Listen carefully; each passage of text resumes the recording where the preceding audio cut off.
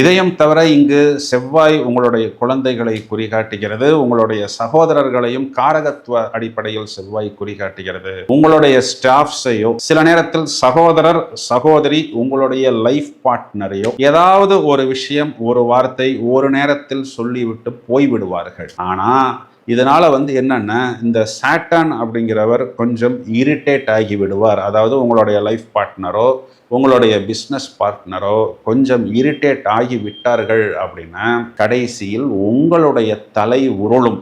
நான் சொல்ற விஷயம் நல்லா யோசிச்சிங்கன்னா, காரகத்துவ பாவகத்துவ அடிப்படையில் எப்படி இந்த விஷயத்தை நான் எடுத்தேன் அப்படிங்கிறது உங்களுக்கு ரொம்பவும் ஈஸியாக புரிந்துவிடும். இப்போ என்ன பண்ணலாம் அப்படின்னா, முடிந்தவரை இந்த மாதிரி இவர்கள் எல்லாம் ஒன்றாக மீட் பண்ணுவதற்குண்டான வாய்ப்பு வந்தால் ஒரு 40 நாளைக்கு அதனை தவிர்த்து விடுங்கள். இப்போ உங்கள் பிரதரோ உங்கள் சிஸ்டரோ உங்களுடைய லைஃப் பார்ட்னரை மீட் பண்ணுற மாதிரி ஒரு சிச்சுவேஷன் அப்படின்னா, முடிந்தவரை நீங்களும் அங்கு இருக்க பாருங்கள். தனியாக அவங்க 2 பேரும் மீட் பண்ணி சில நேரத்தில் ஒரு சின்ன தீக்குச்சியை போட்டுவிட்டு போய்விடுவார்கள்.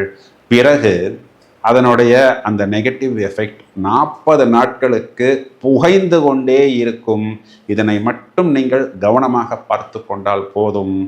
6ஆம் இடத்தில் உங்களுக்கு இருக்கக்கூடிய அந்த மார்ஸை சாட்டர்ன் பார்ப்பது அப்படிங்கிறது உங்களுக்கு வர வேண்டிய நல்ல விஷயங்களை தடுப்பதற்கு சாட்டர்ன் முயற்சி பண்ணினாலும், குருவின் பார்வை இதனை தவிடுபொடி ஆக்கிவிடும் அப்படின்னு சொல்வதுதான் நிதர்சனமான உண்மை.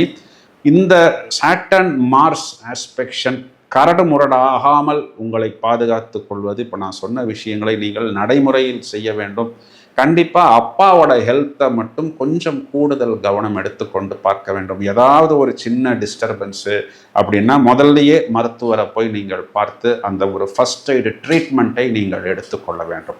இப்போ நாம் இவ்வளவு நேரம் பார்த்த இந்த மார்ஸ் சாட்டர்னுடைய சாநித்தியம் என்ன, அதற்கு என்ன பரிகாரம் அப்படிங்கிறத விவரமாக பார்ப்போம்.